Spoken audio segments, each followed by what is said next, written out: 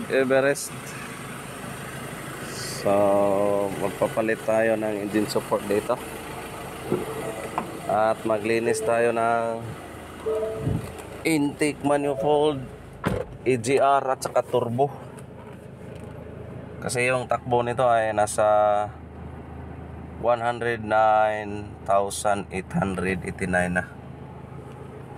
So grabe yung vibration ng body niya. So wala na tayong ibang suspect dito kundi yung engine support. So kita nyo yung side mirror na gumagalaw talaga dahil sa vibration, no? Malakas yung vibrate niya. So dahil yung engine ay wala namang problema, kita naman natin dyan na wala talagang naka-indicate at yung power ay napaka-power. Kaya wala na tayong ibang suspect bakit may vibration yung engine. So dahil dito sa loob ay napaka-vibrate talaga. Mapipil mo talaga dito na parang kinuryente ka dito sa loob. So hindi normal. So titirahin na natin to. Ilagay natin doon sa lifter para plaster yung birada. Okay.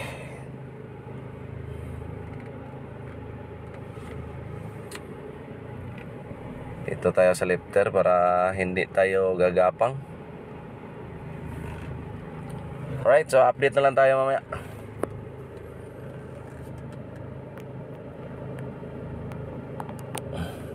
So dito ay nakapwesto na sa lifter yung Ford natin. Kaya titirahin na natin to dahil medyo malaking bakbakan to. So sa tingin ko lang ay medyo masikip talaga yung engine, kaya aabutin siguro tayo ng 2 araw nito sa kakalinis lang, baklas at saka kabit, dahil may ano rin kasi engine support. So siyempre fast forward na tayo. Ito na, natanggal natin yung turbo dahil nga first timer tayo na magkapaglinis ng turbo sa mga Ford. Ay lalagyan natin to ng marker para pag sa uli ay hindi tayo malito or maligaw ba yung tawag niyan. So ito naman yung actuator motor niya. So ito naman yung turbine niya. So medyo matigas ikutin parang malapit nang mayari, kaya nilinisan natin to. So ito naman yung engine support, nakabit na namin yung isa.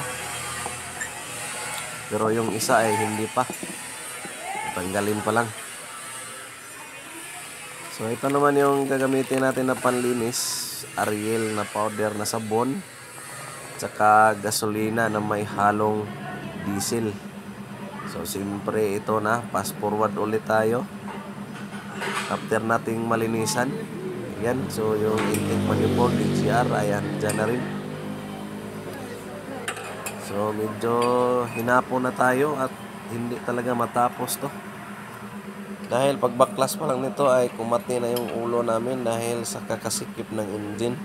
So dalawa nga kaming tumira dito. Yung body ko na si Ronel.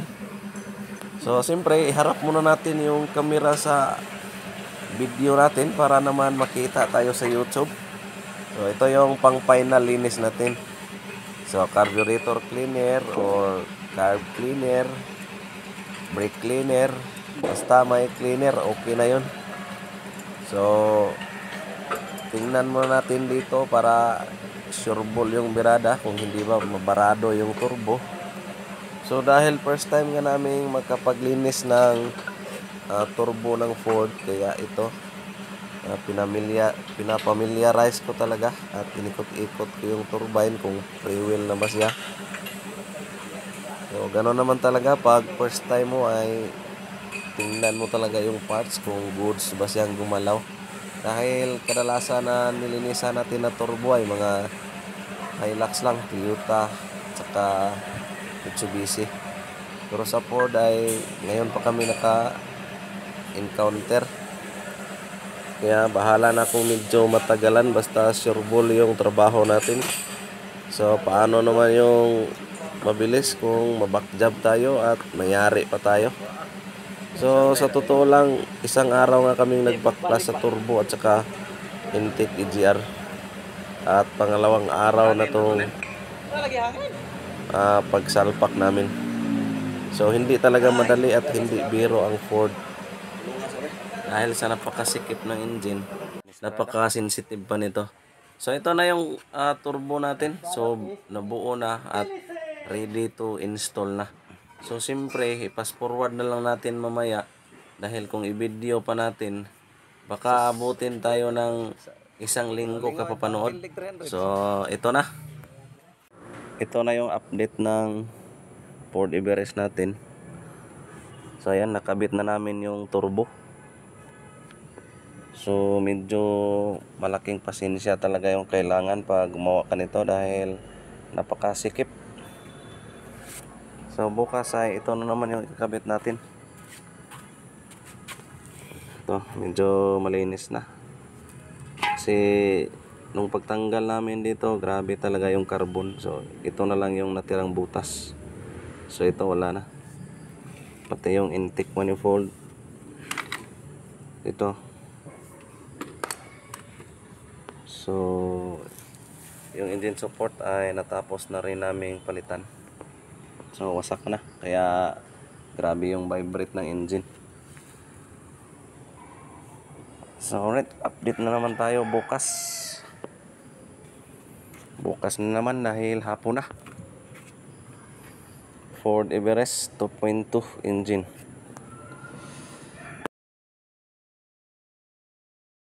Mga master, pagtapos nating malinisan yung AGR, intake manifold, tsaka turbo. So paandarin na natin. So sa nga pala, bago natin paandarin yung engine, ay kailangan pala nating i-relearn yung mga tinanggal natin, katulad ng throttle body. So kailangan pa natin yung i-relearn gamit itong scanner. Ito. So actually natapos ko na itong ma-relearn, kaya dito na tayo sa start. At pag start ng engine, kailangan mo siyang i-on,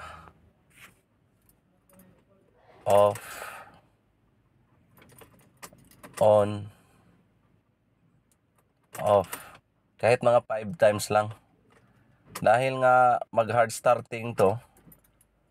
Kasi nga yung high pressure pump, high pressure line, tinanggal natin. So wag kang magtaka kung mag hard starting yung sasakyan.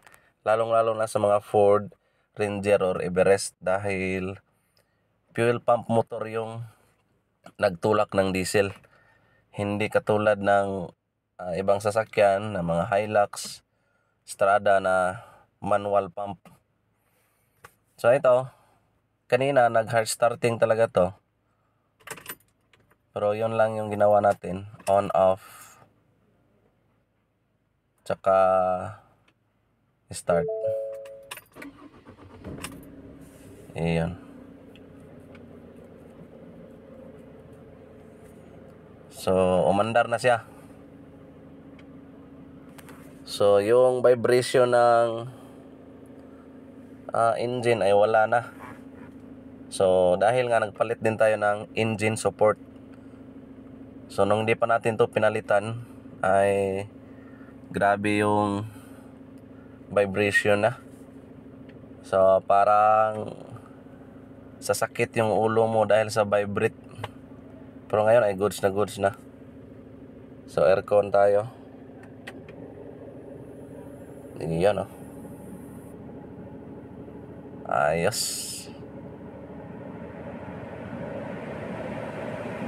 So saka pala pag andar ng engine,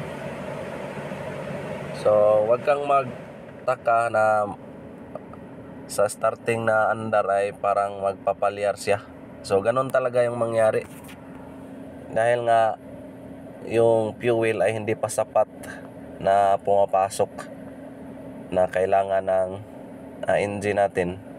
Kaya parang magpalyar siya, pero hayaan mo lang at titino din yung andar.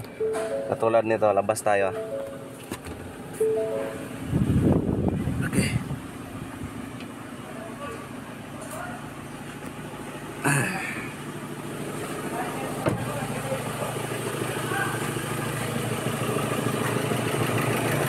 Ayan. So, hindi na galingan ng bato. Kanina starting na andar ay parang galingan talaga siya.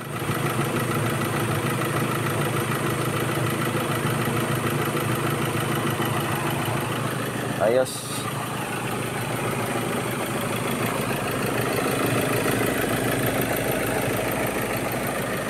So, ito yung engine support. Dalawa.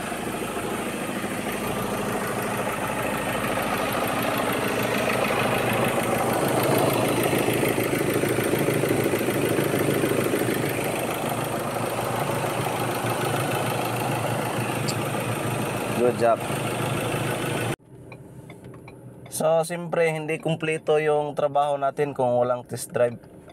So, subukan natin yung power ngayon. Okay, here we go. Ayos ah.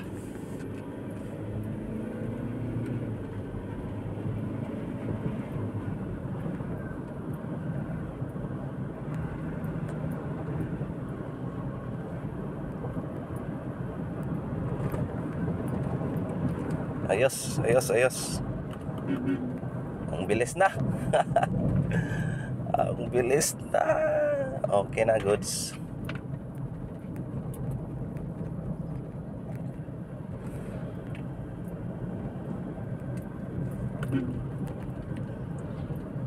So hindi biro ang trabaho ng mag cleaning ka ng turbo at saka intake at EGR sa mga ganitong sasakyan. Grabe yung pasensya talaga. Dahil napaka late na mga space.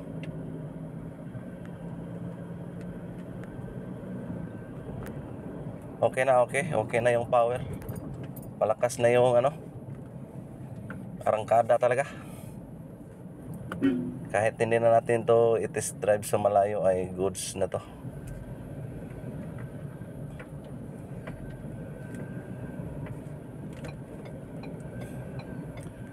So uwi na tayo. Yes sir. Pagkatapos ng test drive natin ng 15 kilometers, so napaka-responsive ng engine. Yung power, yung vibrate niya, nawala na talaga. So back to normal na or back to original. Kasi sabi ng may-ari na nag-iba na talaga yung power niya. Hindi katulad nung bago pa tos kanila, kasi brand new to nilang kinuha, na wala talagang delayed. So yung power ay andyan agad. So ngayon ay napipil ko na bumalik na siya sa kanyang power. Kasi nga ay napakarumi ng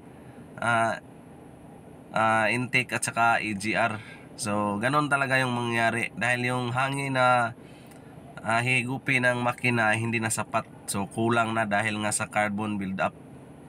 So kung may nakukuha ka na konting idea sa video natin, so ito mga basic lang naman tong mga video, dahil hindi naman tayo talaga expert katulad ng mga iba dyan. Pero at least may mga kunti tayong alam. So pakisupport na lang sa YouTube channel natin mga master. And God bless ating lahat. Yes sir.